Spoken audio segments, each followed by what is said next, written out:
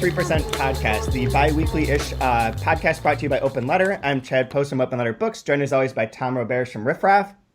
Hello, hello. And for this episode, which I think is our 171st or 172nd, we're going to try something new and have 4 people on the podcast at once, which I don't think we've ever tried before. So joining us this week is Emma Ramadan, translator and co-owner of Riff Raff Books.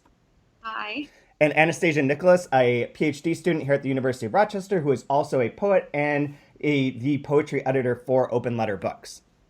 Hi, that's me.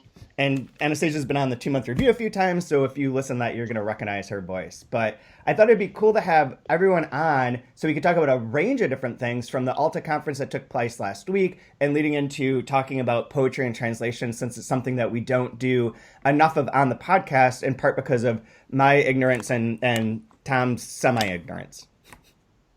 So we brought in experts. It's full ignorance. Okay, yeah. full ignorance. Okay. I was giving you the benefit of the doubt. But I guess we should start with Alta. So you guys came up for Alta. You guys take it away. Give me some impressions. I thought Alta was great this year. There were a lot of people there, and it felt really like packed. Like there was always stuff to do. All the panels seemed really strong. There was never a period when I was like, I'm going to go back to my Airbnb and take a nap, because there was always something interesting going on, which led to me being really exhausted. But it just felt really strong this year, It was the biggest one ever, the most registrants ever. Anyways, it was over 500, and they had never broken 470 before. Oh, wow. So I'm not surprised. Although there's so many people there, it didn't seem too bad because it was in the convention center. If that had been in that hotel, that would have been chaos. Yeah. I thought the space was good, and what I really liked about this year was the publishers being there for the pitch sessions and the flash editing sessions. I didn't do the flash editing, but I thought it was really great that so many publishers were involved this year. Agreed. Did you do one of the pitch sessions? I did do one of the pitch sessions. How did it go? We'll find out, won't we? But I was pitching somebody, I don't know if I should go into details, but in the middle of my 5-minute pitch to this editor, she was like, oh, I know all about this book. My husband did a reader's report of it for another press. Oh my God. Which was funny, but thankfully her husband had liked it. So I think, we'll see. That's cool. God, the translation community is so small. That's insane. Seriously.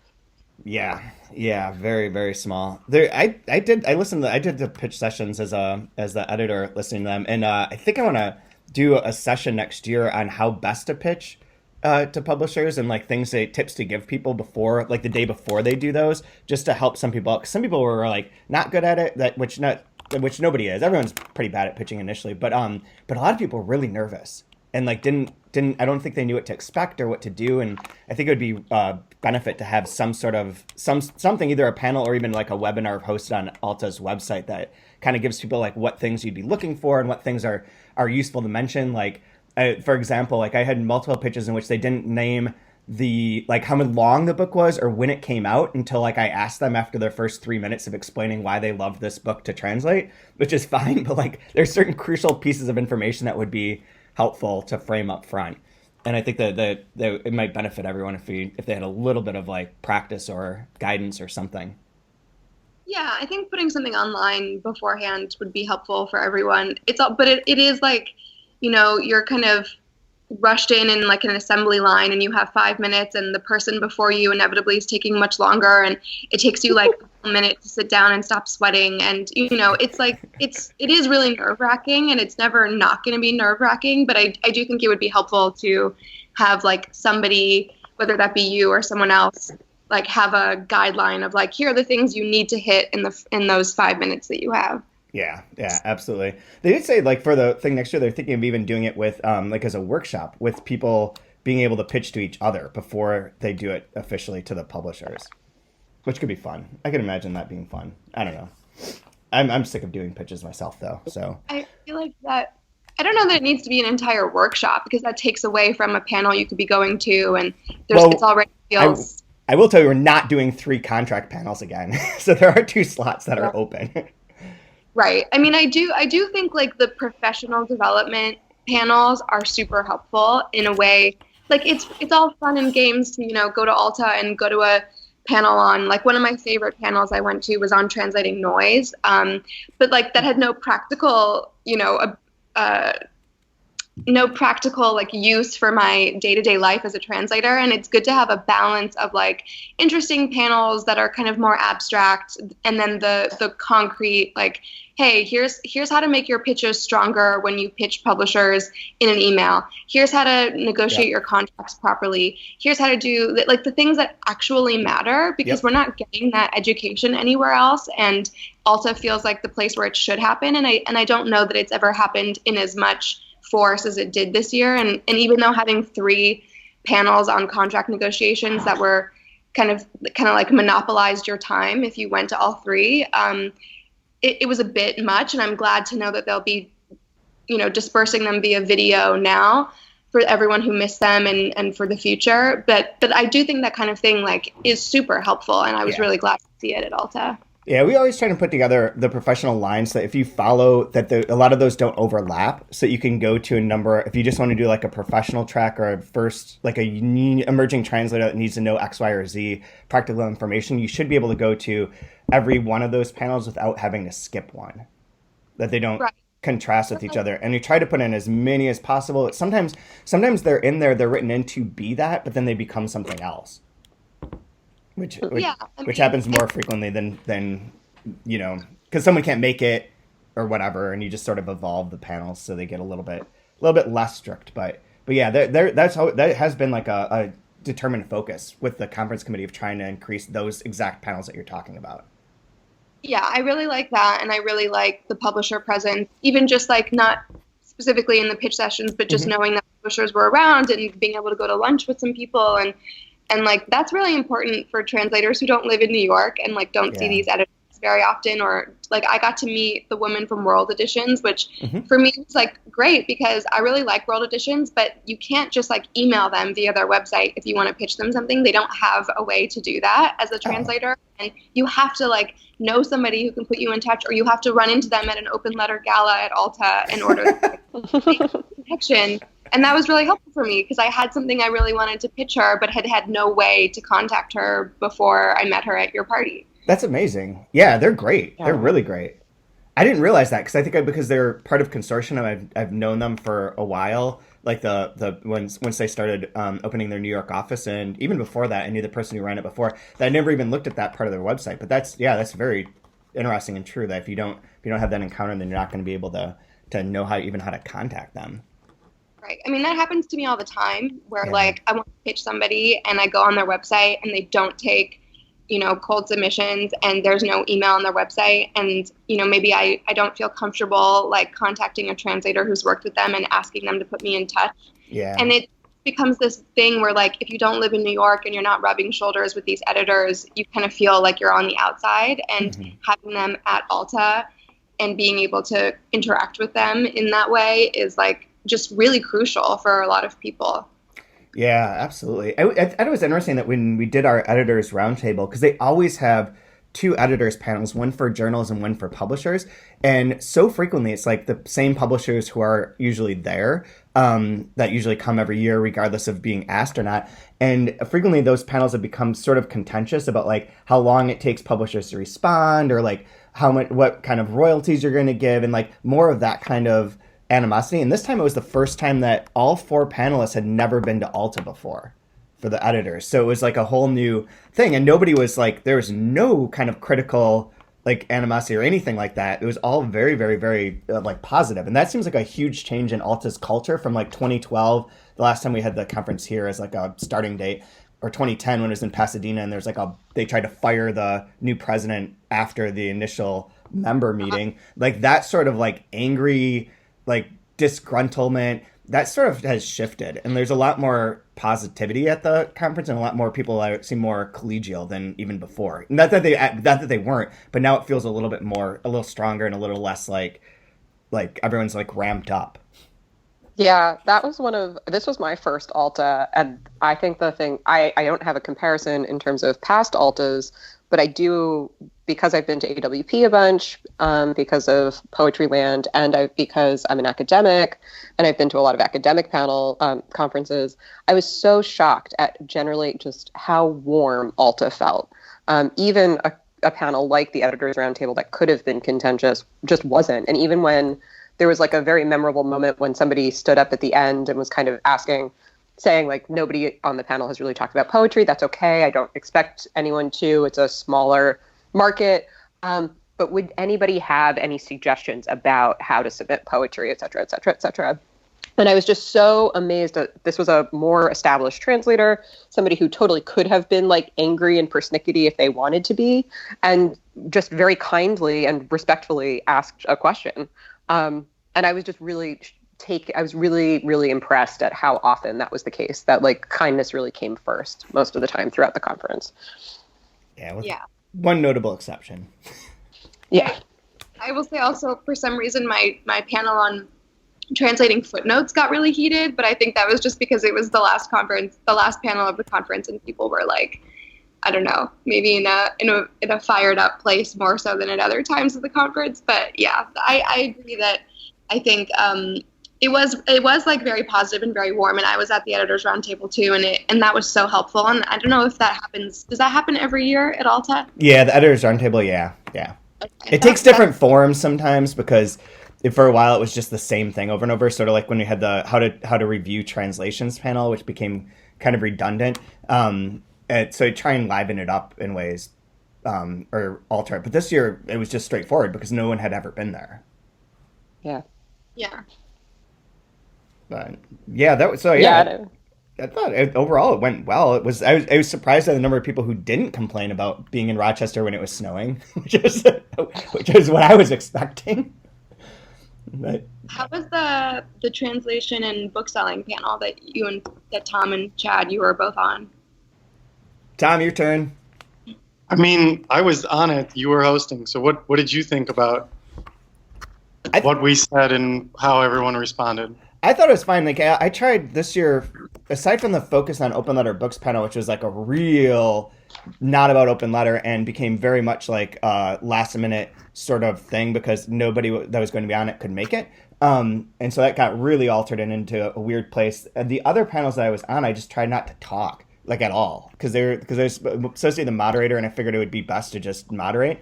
And that one was fine. I think there was a lot of like so much talk about events that like it became like we could have gone off into more directions or gotten further into the business side of book selling, and that would have been interesting. And I think having Abby from blanking on the name, City of Asylum in Pittsburgh, talk more about their situation might have been helpful to other people too, but overall I thought it was pretty good. And the crowd seemed receptive to the fact that we're basically saying it's very hard to sell translations, it's very hard to do events that are translation centric, that especially if there's not the author there, if there's not anything going for it. There's like a bunch of things that were good points that a lot of people don't realize if they haven't worked in a bookstore, if they haven't been in related or like around bookstores and booksellers in that way, that they really need to know. And I think all those points came through, and in a way that wasn't very confrontational either. I mean, it could have been. I mean, maybe people are seeing the audience being like, oh, fuck, these people are so negative about like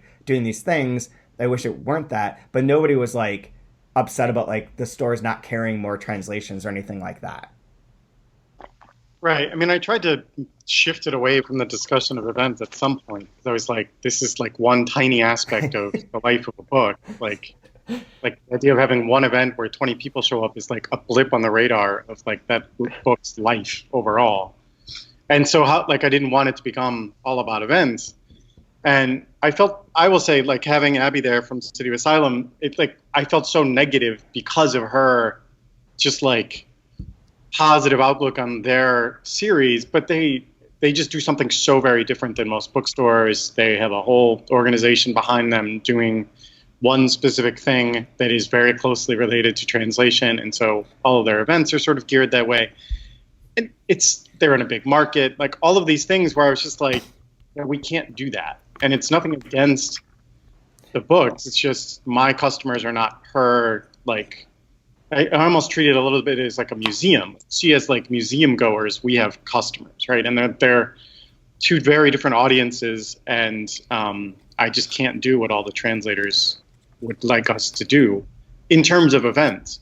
That said, a handful of books around the country aside, like we sell more translations like as percentage of our inventory than just about anyone in the country. And, I can say we can't do events because I don't feel bad saying it, because on the other hand, I can say, well, yeah, but we're selling all your books and we sell them perennially. And, we're not just being negative about translations entirely. We sell the books. We just can't have events where a translator that nobody's ever heard of comes and talks for 20 minutes. Yeah, the thing with City of Asylum, though, so it is different, but their model could be replicated in any number of different markets, too. Like, there's no reason that there's only a City of Asylum in Pittsburgh and Ithaca at this moment in time. Like, they could expand. They not them personally, but people could take up that cause and become a City of Asylum location, especially at this moment in time where things about immigration and everything are very hot topics. It would make sense for more people to try and replicate kind of what they're doing on the supporting writers aspect, and then this other part could go along with it. But I could think of a bunch of markets where that would work. Yeah, I mean, I wish that our store were kind of more similar to that in a way, because I think what they're doing is incredible. And when I visited City of Asylum earlier this year, I was really blown away, and Abby hosted me, and I'm really amazed at what they do there, and I think it's incredible. But for us specifically, and we're in a different position than a lot of stores because we're also a bar.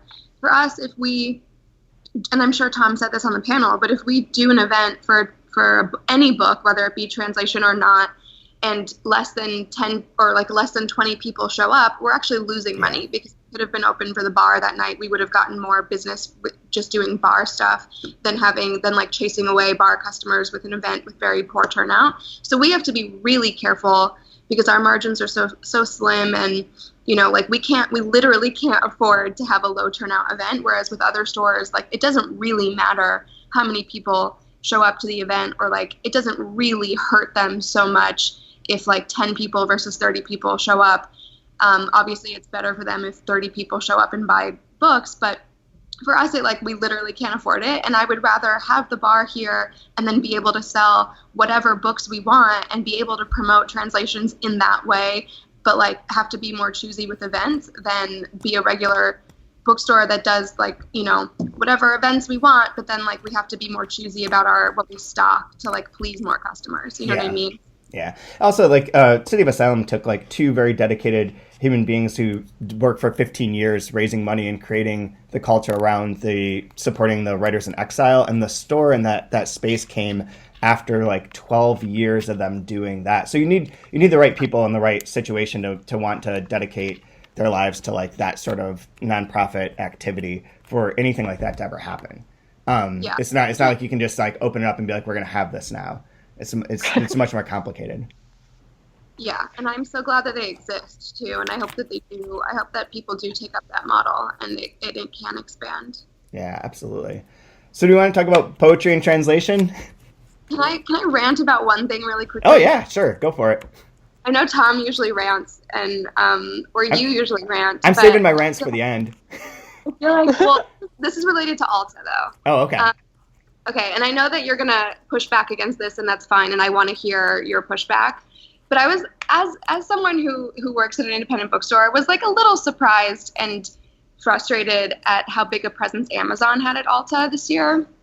And I know that obviously Alta needs funds, and Amazon has those funds, and Amazon has Amazon Crossing, this translation imprint. And I know that they pay translators a lot more than most independent presses can afford to pay them, and so a lot of translators depend on that and turn to them. But have we forgotten that Amazon is still evil? Amazon is literally in bed with ICE. Amazon abuses their warehouse and delivery workers. Amazon is does not pay taxes. Amazon is one of the most evil corporations on our planet. And if you're getting money from Amazon, that money is tied to ICE, and we can't normalize it and we can't forget it. And it's a little frustrating to see Amazon just kind of be welcomed into this community where independent bookstores are really the backbone of who sells translations in this country. Independent bookstores are the ones doing all the work to get independent presses translations into the hands of readers. We're the ones hosting the events. We're doing all this work, and it's just a little weird to see Amazon have such a prominent place at a conference like Alta. I don't know what you said. I don't have nothing to do with any part of that. I'm the guy on the conference committee. I help put together the schedule. Like, I know the sponsorships and all the event stuff I do not do. Oh, some of the offsite events. But that segues into the thing that I wanted to read to you so that Tom could lose his mind. Amazon, this is from 2 weeks ago in Publishers Weekly. And the title of the article is Translations Pay Off for Amazon. It's written by our friend Ed Nowatka. Have you read this? So I read this, and I got to the end, or about halfway through, and I was like, Jesus Christ, this is just Publishers Weekly carrying their water for them. And this, like, it might as well be a paid fucking advertisement. Who would fucking write such a thing? And then I scrolled back up and I was like, fucking Ed. And God damn it. What a shit article. It might as well just be Publishers Weekly doing publicity for Amazon Crossing. I'm going to read one paragraph. Crossing has also produced some of the best-selling titles to emerge from Amazon's publishing platform, including The Hangman's Daughter by Oliver Potch, which has reached more than 800,000 readers according to the company, and Petra Durst-Benning's The Glassblower, which has reached 329,000 readers, both translated from German. Amazon opts to quantify the success of its books in terms of, quote, reaching readers, which encompasses sales for the book across print, digital, and audio, and downloads from Kindle Unlimited. Among the imprint's other popular fiction writers is Mark Levy, whose P.S. from Paris reached 95,000 readers. Levy or Levy, I don't know, arguably the best-selling author in France today, has published 4 books with Crossing, with the 5th being A Woman Like Her in May 2020. Every single one of those books has sold reached more readers than our entire history. That's not quite true. 2 out of the 3 have reached more than our entire history, all books added together. That's wild. But yes, I knew you'd be so pissed about this. I don't think that those numbers are true. 800,000? The Oliver Potch one definitely is. That I remember that unseated The Girl with the Dragon Tattoo is the best-selling Kindle book. Was the first one to knock that out of the #1 space, and it also was then a paperback through Houghton Mifflin, and there's like 9 books in that series, and they all sell for at some point in time, all of the Amazon Crossing books sell for $1.99, and there's a vast number of those readers that just buy them through their advertisements because they're $1.99 or whatever, and it sounds good enough. So there will be, I bet there's a huge disparity between 800,000 units and the amount of net receipts that you have in terms of cash. That doesn't look right. Like, it'll look very weird if you're looking at it compared to a normal publishing company. Plus, they're going to count every download, every Kindle Unlimited, which is free for any of these books. All those things add up to a lot, I think. I don't doubt the 800,000, to be honest. I just think I doubt the fact that I think that the thing that you can look at is readers versus money, earnings, and that will seem like a big discrepancy. Go ahead, Tom. I have nothing else to say.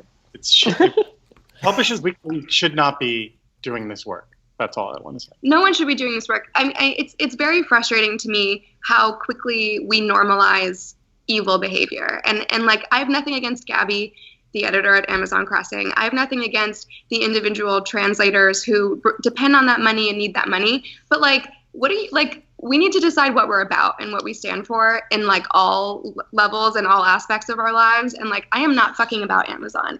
I am not about Amazon. And if you are about Amazon, then like, take a look in the mirror and figure out what you're doing wrong, because, Amazon's an evil corporation, and just because they have a translation imprint doesn't mean that they're suddenly not evil. And I said that in my Alta survey. So whoever's reading those surveys and is like, who is this person who's so mad about Amazon? It's me. But like, it's just very frustrating to me that we as an industry, we claim to care about independent bookstores, and then we normalize things like Amazon, which is the single biggest threat to independent bookstores, and also like objectively evil. And I just, get out of here with this bullshit. Okay. That was succinct. That was well done. That was props. Excellent rant. Thanks. Good job. I'm like the pressure off of Tom this week. Wow. Yeah. Seriously. I was gonna see if there's a good quote here, but no, there's nothing. There's nothing really worth quoting from here, except for that 800,000 number. Anyways, okay, so done with Amazon and Alta. We read the first meeting that we had for the conference committee is reading all of the survey responses. So if you're listening to this and you went to Alta, go in there and fill out the survey and put in everything that you want. We do read all of them. Also, if you include some kind of funny joke, that'll make me really happy, because most of the time these are very boring. But do fill them up because they're important. Deal? Okay. Poetry and translation. Take it away, Anastasia. What are you looking for as the new... You took over as the new poetry editor for Open Letter like a year ago? A year ago, just about, yeah. And how's your experience been? It's been great.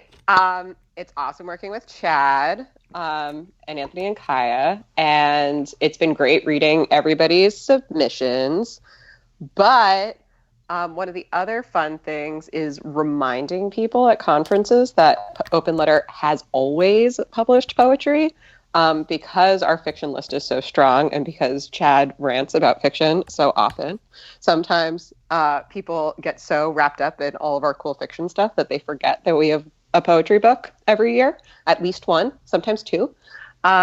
So I'm really excited about all of the new energy that's coming into the submissions folder. It's been interesting watching how things have changed the more time people have noticed that things are kind of shifting a little bit. I'm working a lot to make the poetry list very much part of the larger Open Letter vision. So what am I looking for? I'm looking for weird voices. And what do I mean by that? A lyric voice that doesn't sound like the typical lyric voice. The typical Open Letter writing voice is not the average fiction writer. It's not the average fiction speaker. And I'm kind of trying to match that a little bit in the poetry list. I'm also looking for new languages. Because we only publish one poetry book a year, that means that, we have about 11 now, but, we'd like some new languages on that list. What else am I looking for? I've also been looking for some more experimental form stuff, honestly, just because I'm finishing my PhD in poetry, which means I've been reading a lot of poetry for almost a decade. So I get way more excited now about the weirder shit. Mm-hmm. So that's been really fun. Scardinelli, that came out by Songcave, that was on the BTBA list. We all should have talked way more about that book. That was fucking wild. Jonathan Larson, you did such a good job translating that. You did not get enough props. That was awesome. And Songcave in general, that stuff is great. Even the Pong book that came out, a lot of time if you've kind of been poking around in poetry, you've run across Francis Pong at some point, or Punge, I guess. Emma, you're going to correct me on that. My French is non-existent. That text was also really incredible and, really highlights how weird poetry can get sometimes. And I would love to see a little bit more of that in our submissions folder. So send me your weird poetry shit. Cool. So, Emma, you were on the Best Translated Book Award for that, right? Not this past year, but the 2 years before that. Oh, okay. So you weren't responsible for the Scardinelli. No, but we did order for the store all the things that the judges were excited about, and I haven't actually gotten to that one yet. So thank you for pushing that up to the top of my list again. Yeah, Songcave is dope. I actually read with Jonathan Larson for his Pong's translation, and he's great. He's a really amazing poetry translator. Good to know. I'll have to stalk him the next time I'm in New York. Yeah. And what is the most recent poetry title from Open Letter? Is it Decals? Yes. Yeah. No. Yes, but no. Technicality. Yes, but no. Yeah, it's a little bit, yes. Sure, close enough. I don't understand. So Decals is the last one to be officially released, but Sonnets to Orpheus comes out at the beginning of December. So that's the most recent one that we have that we've sent out to people. So you guys probably have a copy of that or have gotten this little hardcover cute gift edition of Sonnets to Orpheus. Is it Rilke? Yeah, the Rilke, exactly. And that's the most recent one, but technically it's not released until 2 weeks from now. Okay. And so how does that fit in with the other, more experimental, weird voices? How does the not retranslations maybe, but the classic voices, how does that fit in? Yeah, great question. So that was the last book that our previous editor, Jen Grote, selected. And I like to think of that book as, and the one that was picked right before that was Decals. And I think and Decals is also an older, more established modernist writer from the Spanish, right? Oliviero Girondo. So I think both of those books really signal one of the other things that Open Letter does really well, which is elevating what we could call like canonical, but the word canon is so slippery and frustrating, writers from other languages who readers in English miss. So like Rilke. Something like most people haven't heard Rilke, of him yet.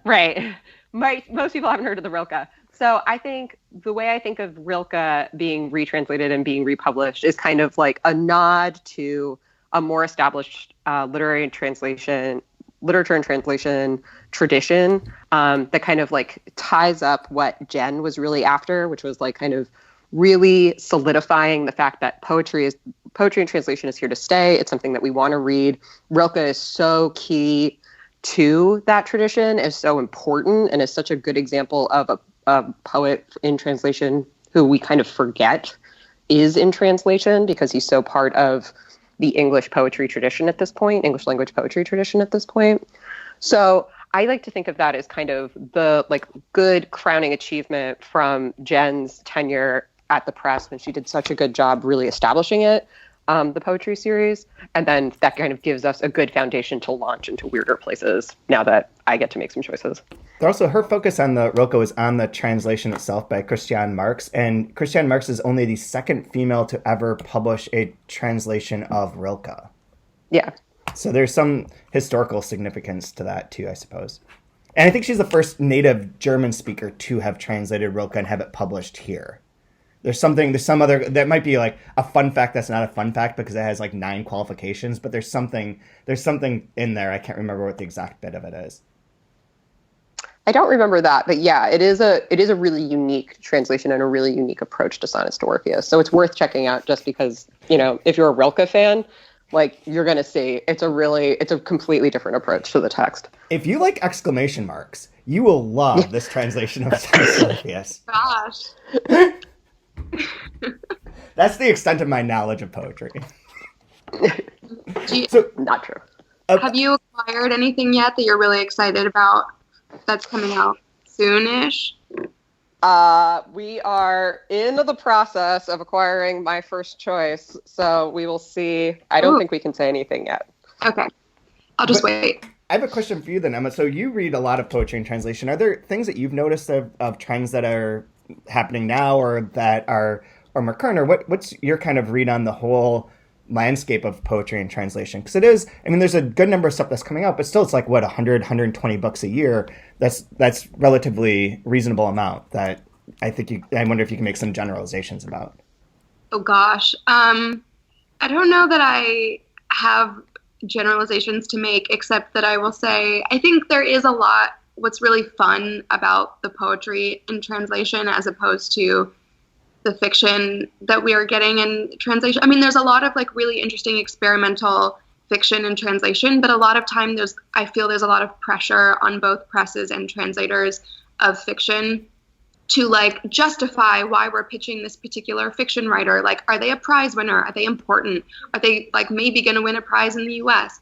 And I feel like that pressure is not as existent in the world of poetry and translation because the market is smaller and it's more, I feel like it's more a labor of love and more a labor of like what the presses believe in. And so there's more kind of freedom, I think, to like pitch poetry and translation that you're not trying to make it sound important. You're not trying to justify it. It's like, listen to this voice. Like this voice is fucking wild. And, don't you want to publish this really exciting voice? And so I think you see a lot more super experimental and super linguistically boundary pushing stuff in the poetry world. And I think, the BTBA does a really good job of bringing those books to light and really celebrating those voices. And like as the judge of the BTBA poetry for 2 years, I was just like really blown away at how how many really wild and really interesting things are being published in like that small market of poetry and translation. And I think one other thing that I've noticed is we're starting to see like one press will discover a particular voice, and then suddenly there's like 5 books by the same poet coming out, like with Alexandra Pizarnik, if I'm pronouncing that correctly. Like there was one book of hers that came out, and now suddenly we have like 6 of her. And Silvana Ocampo. And right now I'm reading this Moroccan poet named Mohamed Hayreddin, who, when I was in Morocco during my Fulbright, I almost wanted to work on him because I couldn't believe that almost none of his stuff had been translated into English at that point, but it was a little above my skill level at that point. He's really difficult, really, really experimental French writing from Morocco, and super interesting. And I've heard from 3 different presses that they're publishing his work, and I'm reading right now this book that just came out called Scorpionic Sun, which was published by the Cleveland State University Poetry Center. And Ugly Duckling has one of his books coming out, and Cohen Press has one of his books coming out, which is wild. Like all of a sudden there's something in the air, and like one person is making, or multiple translators, I'm not sure, are like making the effort to get this particular voice out. And now like all these publishers are excited about this voice. And I think that's really cool. And I hope that keeps happening, because there are so many poets in these different countries that, people know about, but no one has really made the effort to bring into English, or like they've been trying and presses haven't been receptive, or whatever the holdup is. And now it's like floodgates are being unleashed, and we're seeing certain voices like really coming out in force, and not just one book here and then 10 years later another book by that author. It's like there's a lot of momentum behind it, and I think that's really great. And I think that means people are paying more attention to these poets in translation, and I hope that continues. But I highly recommend this book, Scorpionic Sun. Great. I will move that to the top of my to-read list. Thanks, Emma. Just to say a little bit more about the fact, one of the things that's really, I really want to drive home your really excellent point, Emma, that because poetry is such a small market, it really, and because it is such a limited community in a lot of ways, you do have a lot more freedom to be experimental, which I think we see in the books that do get the most experimental and weird. And we do get to see that with the books that get really highlighted, right? Like Stardinelli, like Kim Hai-soon, everything. But I'm actually really surprised by how many poetry translators will still play it pretty safe in terms of what they choose. One of the benefits of poetry being so kind of tiny is you really can choose the weird stuff. And there are really great presses that are, Cohen Press is a great example. Hilda Hilst's book, that of Death book, is also a really great example of this. Like choosing things that are a little bit stranger and really elevating those. And those really are like some of the best, most exciting poetry books I read in a year.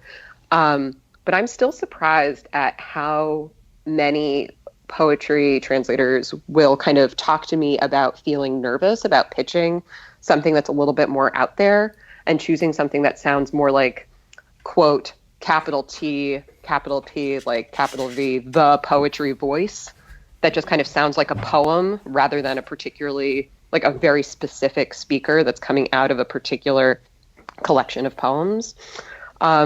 So if you are a poetry translator out there listening to this, please don't play it safe. Please choose the weirdest thing you can find, and dedicate yourself to that. There's enough of us who really want the weird stuff. And those are the things that I think are the most interesting and the most exciting. Yeah, I mean, that's funny because it makes sense. I feel like, it's so hard to get anyone to want to publish your poetry that you've translated, that maybe the idea of playing it safe and trying to have more broad appeal sounds like it would be the way to go. But I feel like the weirder the thing, the more likely it is that someone's going to want to publish it, because we're looking for or it seems like editors are looking, when they're looking for poetry, to bring something into English that's really pushing our syntax and the way that English can like bend to accommodate these different voices in these other countries. And that's what's so exciting to me about reading poetry in translation is like I feel like it just changes the English language when these things are brought over. Yeah. Like 100%. Yeah, like Third Millennium Heart that I can't remember the author's name, but Katrine translated that, which is really beautiful. Which book did you say? I missed the title. Third Millennium. Third Millennium Heart. Yeah. Third Millennium Heart is Ursula Endicott Olsen. Yeah. Okay. Yeah. I'm excited to see like what you acquire as the poetry editor at Open Letter too. Yeah. I think I'm excited too. But I think, I totally agree that poetry and translation is such a great opportunity to really change the way we use English at a like much faster clip. You can see how fast the way we use language changes as soon as like a big poetry book really makes its mark. It happens so quickly as soon as a book of poetry really shows us the way that the language can like stretch. And I think you're exactly right that because poetry is kind of niche and it is smaller, there are a lot of translators who are choosing to play it safe and choosing texts that aren't stretching as much as they could. Because I think a little bit because of that pressure that there aren't that many poetry books that are published per year in translation. So there is a little bit there, in some ways that like issue of justification works both ways. Because there are so few, it gives you some freedom to be more wild. But because there are so few, you really have to justify it. And in that way, you have to play I think some translators are feeling the need to play it a lot safer than they ordinarily would. Or at least that was a lot of what I was hearing at Alta this year, and that was a lot of what I was hearing at the London Book Fair last year. And that was something that's something that I'd really like to see a little bit more strangeness come in. Yeah, that makes sense. I have a question for you two. So I was just thinking about this, and I can't find anything online that proves or disproves my theory. But for the National Book Awards, so they have the translated literature. These are being announced this week. This podcast will be out before the winners are announced, so we have nothing really to say about that. But for the National Book Awards, they added the translated literature category, but excluded poetry from that category. Has there been finalists for the National Book Award in poetry and translation? Good question. I actually don't know that off the top of my head. Let's look. I couldn't find anything real quick, but I was curious because that seems like that would be like to get attention for these books. So you're talking about the small market and like the fact that you can do more because of that. And there are like a certain number of tastemakers for poetry, either usually presses, it seems like Cohen Press and Action Books and Ugly Duckling, that are sort of like helping really push forward some of the more interesting translated poets. And I know that there are other people that are involved that are talk about poetry and theorize about it and all that. But to get it even further out into like the poetry world, I feel like having it be part of this National Book Award conversation or whatever it is might be helpful, because I don't know if this is true, but I sometimes feel like there's some sort of division between the people who read the translated poetry and the poetry community as a whole. Yeah, I would agree that I don't know if you would agree, Emma, but I actually do think that that's very much true. I know just working, so I came to Open Letter and translated literature from working mostly in poetry and English and kind of the peripheries of the poetry, like creative writing world. And even when I was working at the Library of Congress, we kept the translated poetry separate from our like typical poetry offerings, our like English language American poetry offerings. So I know my experience has been that it's generally kept very separate, and that a lot of, I think because of that like weird sense that some poets can't be translated into English, which like whatever, I think I think some of that specter still remains and lingers. And a lot of like the kind of creative writing machine in the United States right now just isn't associating with poetry and translation in any like meaningful way.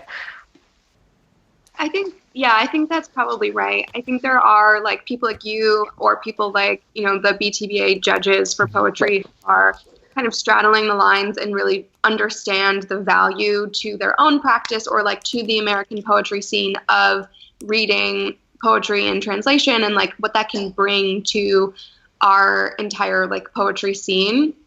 But I feel like those people are kind of few and far between, unfortunately. And also, like, I mean, for some reason, I'm going to AWP this year to talk about translation. And as someone who's very invested in literature and translation and poetry and translation, I feel very on the outside of like the writing culture and like the poetry culture in America. And I think that it goes both ways. Like I do feel like translation, especially poetry and translation, can get sidelined. But also like there's also like, a stigma around American poetry in the scene of translation and of like, poet lifestyle and AWP and this and that. So I think the stigma goes both ways. And it really, like, for me as someone who would like to get back into translating more poetry, and I need to be reading what's coming out here as much as I need to be reading what's coming out elsewhere. And I think the same is true of like people who claim to be poets who are writing in English. Like, they're going to benefit from reading things in translation as well, because our language is getting molded and shaped by the possibilities of what happens to our language when we bring in things from other cultures.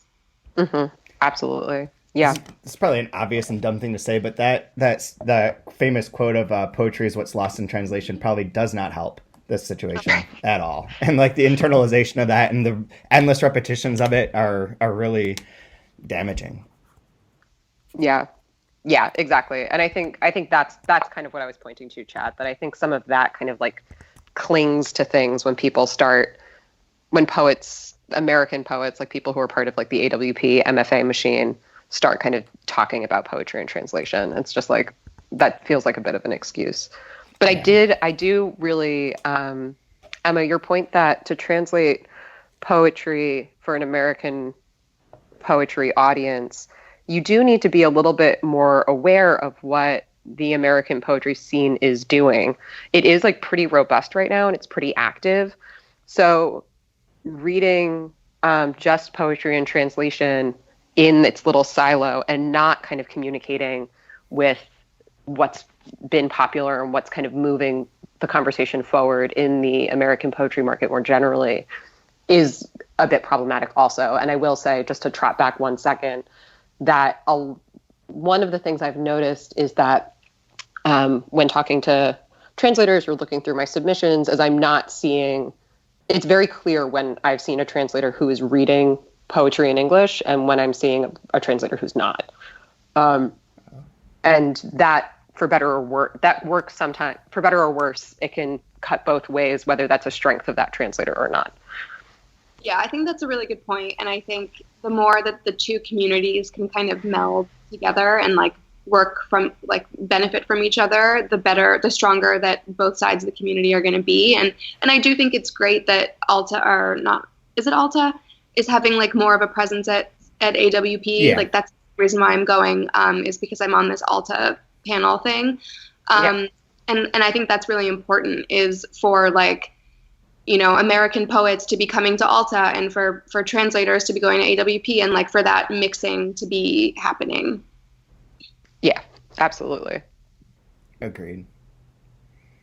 Anything else about poetry and translation? Tab, you got anything you want to jump in with? No, I mean, it's funny. I was just visiting bookstores for New Directions, and of course it always comes out that I own a bookstore, and they ask me what kind of stuff we sell. And my default answer, by and large, is the weirder the better.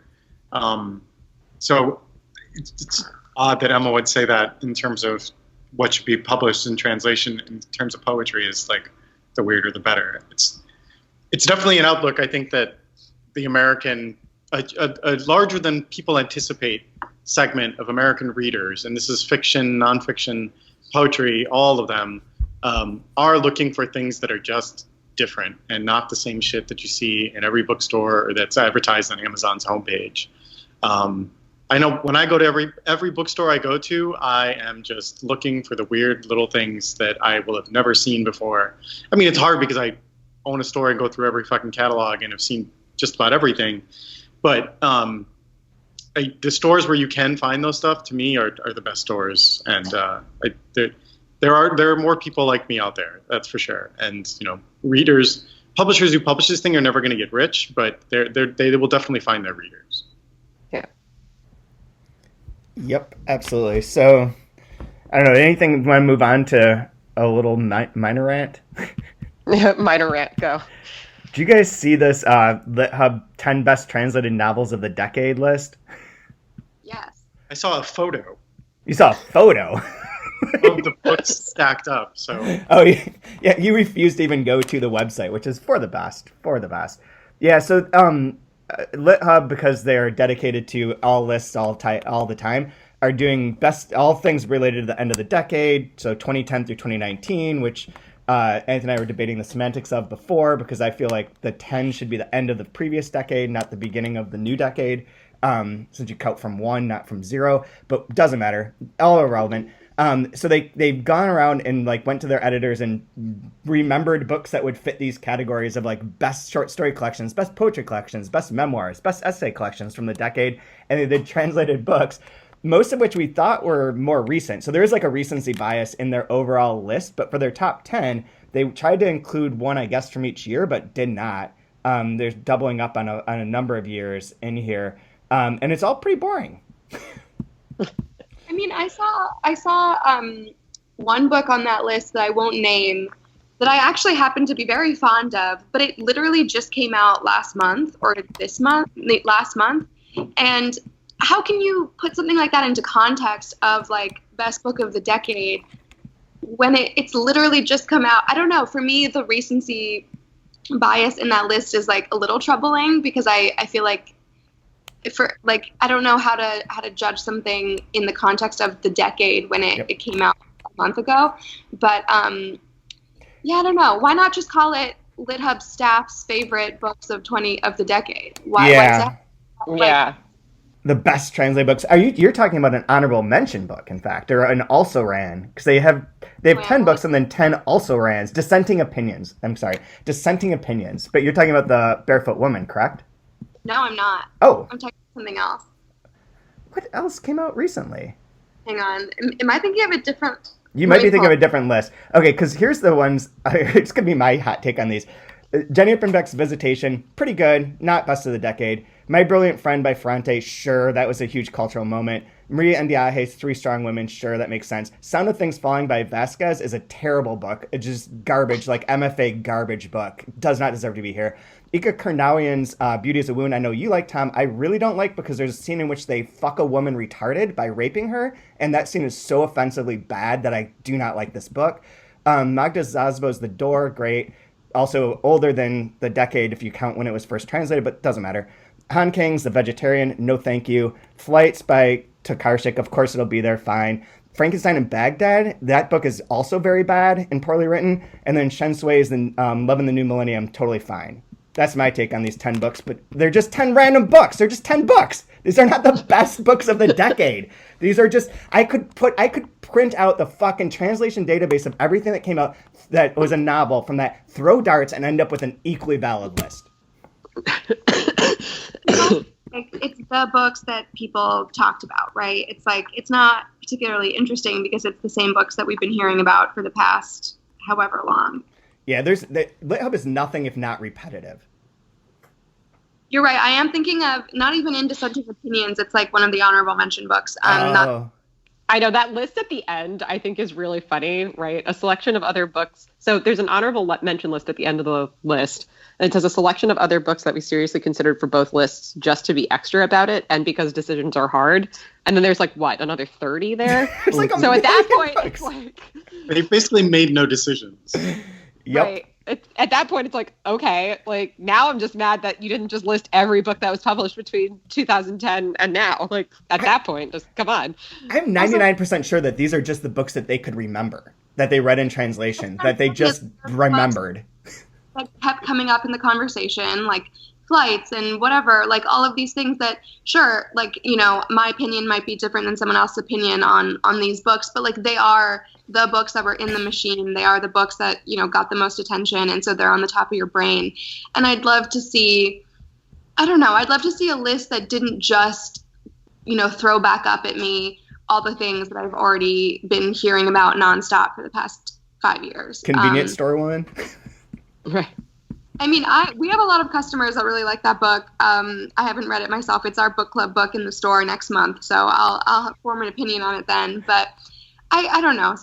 Like every list we see, all these year-end lists, all these decade, it's all so boring. It's all the same shit. And like any list that doesn't have, what's our favorite from the Icelandic, Paradise Rot? Any list that doesn't have Paradise Rot on it. It's not Icelandic, but sorry, Norwegian. All the same, man. They're all the same. Definitely not all the same, but Jenny Havil's Paradise Rot is not on like any list that I've seen, and until I see a list with that book on it, then I'm not going to take it seriously. Wow. Strong opinions. Love it. I just want to see some lists that have the things that we haven't already been talking about nonstop, you know? Yeah. Boring LitHub. Be better. I apologize for clicking on your link. I want you to delete that from history forever. Did you look at the poetry one, though, since we've been talking about poetry? No. Okay, do you want me to read it to you? Yeah. Top 10. Ann Carson's Knox. Yeah. Terrence Hayes' Lighthead. Okay. Tracy Smith, Life on Mars.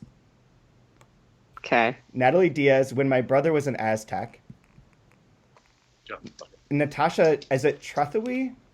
Trethewey, Thrall. Oh, I don't know. Mary Seisbist? Incarnadine? Sidist. Yeah, Incarnadine. Claudia Rankine, Citizen. Yeah. Robin Costa Lewis, Voyage of the Sable Venus. Mm-hmm. Ocean Vuong's Night Sky with Exit Wounds. Dennis Smith's Don't Call Us Dead. Yeah. I mean, again, that's like still, a lot of those are leaning towards pretty recent. Those are all like within the last 5 years, except for The first couple. Yeah. I'm just looking, I don't know why Milk and Honey isn't on here, and I just can't take any list seriously that doesn't have Milk and Honey on it. Or Atticus. Or whatever his name is. Oh, God. No Atticus, no, this list doesn't mean anything. This list doesn't mean anything. Atticus is your Jenny Haval. Yes, Atticus is my Jenny Haval. They're pretty much the same. He's also Norwegian, I believe. I got really excited. I thought you were going to say it was a poetry and translation best of, but it is not. No, it's just poetry. They don't have a poetry and translation list. I didn't look at any of their other lists at all. This is the only one I clicked on because it was there. But yeah, oh well, lame. I mean, it's always easy to make fun of lists, especially these ones. I guess the only other thing I was going to ask, did you guys get involved in the Sarah Deason controversy? Or whatever you pronounce her name? Sarah Deason? Deason? Yeah. Tom, Emma, did you guys follow this? I mean, I followed it. I did not get involved. Well, okay. I mean, Tom doesn't know what you're talking about. It was on Twitter. Tom's not been on Twitter so much recently because he's being healthy and a good human. I only knew about it because Anthony brought it to my attention, and then there was like 19 articles about it. But so it's fun because it's another one of these YA, people are too touchy, and Twitter is a horrible, horrible place. Like all this is very clear in the story. So Deason is right? Sarah Deason got pissed last Tuesday because there's an innocuous local news story about the 10-year anniversary of Northern State University's Common Read program. Each year, a committee of students, professors, and local community members pick a book for every first-year student at Northern State University, which is in a state that I do not know. So they pick a book for every first-year student to read and then invite the author to give a talk. Deason was upset because a 2017 Northern State graduate named Brooke Nelson had told the Aberdeen News that she didn't think Deason's work was worthy of inclusion in the program back in 2016 when she was a junior. Quote, "She's fine for teen girls," Nelson said, "but definitely not up to the level of Common Read. So I became involved simply so I could stop them from ever choosing Sarah Deason." So Sarah Deason flips out and writes, "Authors are real people. We put our heart and soul into the stories we write, often because it is literally how we survive in this world. I'm having a really hard time right now, and this is just mean and cruel. I hope it made you feel good." That was followed by these authors, Roxane Gay, Jodi Picoult, Jennifer Weiner, Jenny Han, Angie Thomas, and N.K. Jemisin all coming to support her and being like, fuck this, quote, "fuck that fucking bitch," wrote best-selling author Shibin Vivian. "I love you," replied Sarah Deason. "And now you have a nemesis," added Roxane Gay, who has written extensively about the pleasures of having a nemesis. But they went on and basically attacked this poor student who was just like, no, we shouldn't be reading YA books as part of our common, conversation thing, and it became like a mob scene. And eventually, they all had to apologize, or they all did end up apologizing for it, including Roxane Gay's statement that she had never even read the quote, I think. Yeah. And Yeah. she just like made an assumption and went with it, which is like 100% against what she, I believe, stands for in general social circumstances. So way to go, Twitter. Way to go. This is why Tom deleted Twitter off his phone. It's amazing. It's amazing. I only know about it secondhand again, but through Vulture has a whole write up here that is pretty funny. Because I love talking to my students about YA, like the toxicity of YA book culture, and there's so many good articles about it. So this one is just a new way to enter into talking to them about it. So I'm excited for that reason. But yeah, it's pretty insane and seems very hypocritical. Yeah, I mean, the thing that I find frustrating about it is, like, one, it's a college student talking about college life. Like, chill out. Like, it's a college student. All of us who live, like, for those of us who work at a university campus, like, I love my students so much. And one of the best things about them doing what they do is just, like, let them have their opinions. It doesn't affect anybody. They're, like, on their campuses. They're, like, curating their education. Like, let them do their thing. It's fine. It's not offensive. It's not going to affect your book sales. Like, it's fine. It's fine. Let the student have her opinion. It's fine, or their opinion, whoever it is. It was like, are you really going to get that bent out of shape over a college student? Like, let them do their thing. Whatever. Right. Her opinion will be different tomorrow. You have Netflix that just bought the rights to 3 of your books, and you have like 20 best-selling books, and one junior can like disrupt your entire life course for a day. That's pathetic. That's just Also, fucking no one pathetic. would even have seen that quote if she hadn't about it. It was in like some local newspaper. The No local- one would have known. Aberdeen Press. So this must be in Oregon, presumably. Is that where it is? Okay, I have no idea. Washington State. Isn't Aberdeen where Kurt Cobain's from? Did I make that up? It's in South Dakota. Aberdeen's in South Dakota. South Dakota. Yeah, so Northern State University is located in Aberdeen, South Dakota, which is a city, and apparently one of our least well-known states, since none of us knew that. But also, yeah, Northern State University is the most generic name for a university I've ever heard. Yeah, that's crazy. That's like just calling we're just State University. Which state? Don't know. Doesn't matter. It's just what? Just State University. For the record, it's in the north of it. Yeah. for the record, Kurt Cobain from Aberdeen, Washington. There you go. Nice. Nailed that. So either she was like has a really intense Google alert for her name that she really focuses on, or someone saw that and sent it to her. Right. Petty. And it might be that person that she'd be really angry with. The person who's just like, hey, did you see this person taking a shit on you? She's like lost her mind. That's Twitter for you. That's why you should not use it. Everyone should just get rid of it forever. But then, like, where am I going to find all the cute animal videos? It's true. They're always good for cute animal videos. I'm the least impacted by cute animal videos of anyone I know. Oh, I get sent a lot of cute animal videos, both like people DMing them to me, and also they just always come up in my timeline. So it's a big impact on my life. You and Anthony and Kaya can have a 3-way conversation about cute animals. Oh, 4 with Tom. You can get thrown in there, but I never watched them. Exclusively communicate via DMing each other animal videos. I only go on there for baseball news. Okay, I gotta go. Yeah. I gotta open our bar. Okay, guys. We'll talk to everyone later. Thank you for joining. Thank you. Submit stuff to our through Submittable to Anastasia for poetry and translation, and we will be back in a couple weeks. Maybe I'm going to be in Guadalajara in a couple weeks, so maybe we'll have to do it right after or right before, but we will be back with another episode soon. The sun would, but the boy